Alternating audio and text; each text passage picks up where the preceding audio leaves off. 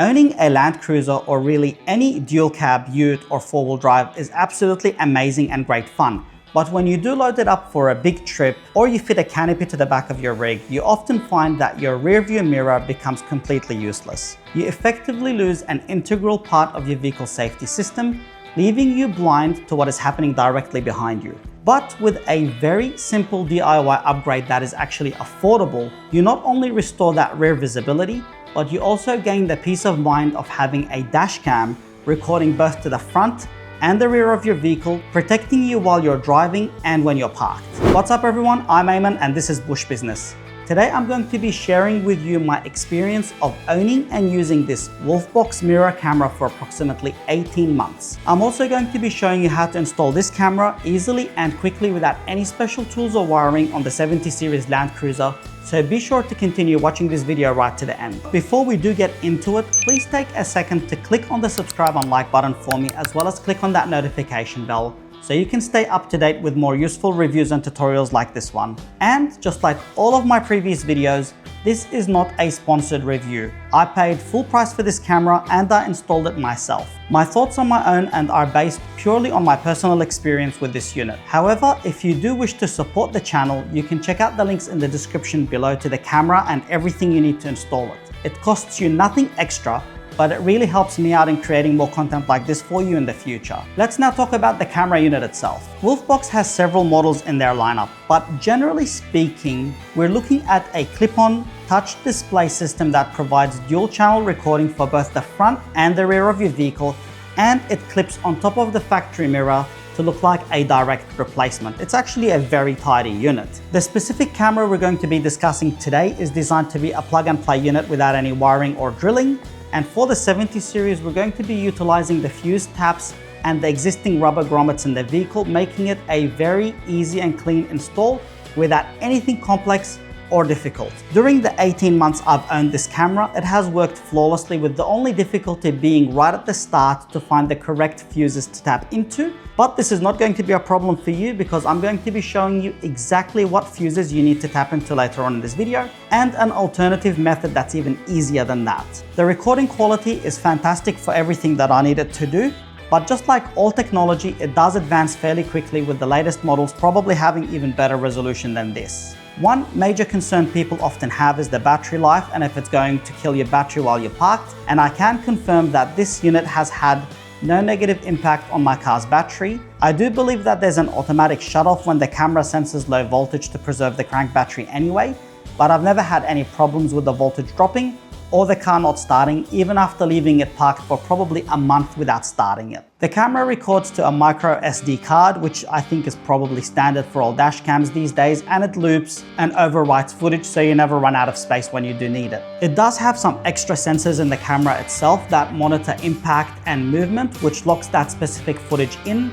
but you do have to be mindful not to make it too sensitive, because it's going to be saving everything when you're going off-road as it's going over bumps. And the most important thing for me, which is the biggest reason I got it, is that you can use this as a rear view mirror by looking at the camera behind you. You can also have it show both the front and rear views, which I personally like more. The wide angle lens on this is excellent for covering the blind spots, especially when you're overtaking or changing lanes. It's almost 180 degrees, so when I drive my Land Cruiser, I can still see in the camera the person who's on my right or my left, even though I'm actually in line with them, which is really handy. Overall, I have been very happy with this camera, and honestly, I have no negative feedback to share about it. Regarding night driving, the visibility is good, but keep in mind that this isn't exactly military grade night vision. To get the best visibility when you're parking in pitch dark, you're going to need some additional lights on your vehicle, which I highly recommend adding anyway, especially if you have tinted windows, which are very hard to see through at night. The wide viewing angle really helps also keep visibility on a large area behind you when you're reversing or parking at camp, and I imagine this is going to be very handy when you're towing so you don't get jackknifed. Another massive benefit that I found in having this camera is that it controls the brightness very well. If a car is behind you and they have their high beams on, it's going to dull that image. So so it's not going to blind you when you're driving, just like the OEM mirror, which I absolutely love and find very, very comfortable. The Wolfbox camera also records audio inside of the cabin if that's something that you do like, and it has a GPS receiver to record the speed and location, though personally I haven't installed the GPS receiver because I don't want too many things on my own screen. You do have the flexibility on how you mount the camera as well. You can mount it up high like what I have done, or low in a traditional reverse camera position near the number plate. Also, on that subject, you can mount it as a reverse camera, so you can tap it to the reverse light, so that way it switches into a reverse camera every time you put the car in reverse, saving you from having to buy an additional reverse camera like what I have done, which puts more money back in your pocket. Also, before we move on to the installation, there is a newer model of this which I've linked below that has 3 cameras. This would be incredibly handy for off-road driving, so you can mount the 3rd camera on the front bumper to watch where you're driving, or what I will personally do is mounting that additional camera on the back of the trailer so you can actually see behind your car and behind your trailer or caravan. And this is something that I'm going to be looking at doing in the future when I do get my trailer. Let's now talk about the installation process for this camera. And as I installed this well over a year ago, this is not going to be a full installation tutorial, but rest assured I'm going to walk you through how I wired everything up so you can do it exactly the same and very, very easily yourself at home. First, the screen itself attaches directly on top of your mirror using these rubber straps, so you don't really have to disassemble anything in that space. These are actually surprisingly sturdy and I get no vibration or shaking, and because the unit is light, it hasn't caused any damage or sagging to the original mirror. It just kind of goes on there like factory and you wouldn't even notice it's on there. For this camera specifically, there are going to be 2 wires that you're going to need to run through your car. The first one is the power wire, and you can power this mirror in one of 3 different ways. The easiest and simplest way is to use the cigarette lighter plug. This is very, very easy and straightforward, but I also don't recommend it. I would rather go down the hard wire path, which we'll talk about next. With the hard wiring, there are 2 options. The first one, which is what I have, and when I purchased this unit was the only option available, and that is to go through the fuse box on the passenger side footwell for the 70 series Land Cruiser. The third option, which would be my preference, especially if it was available back when I purchased this, is by using the OBD port.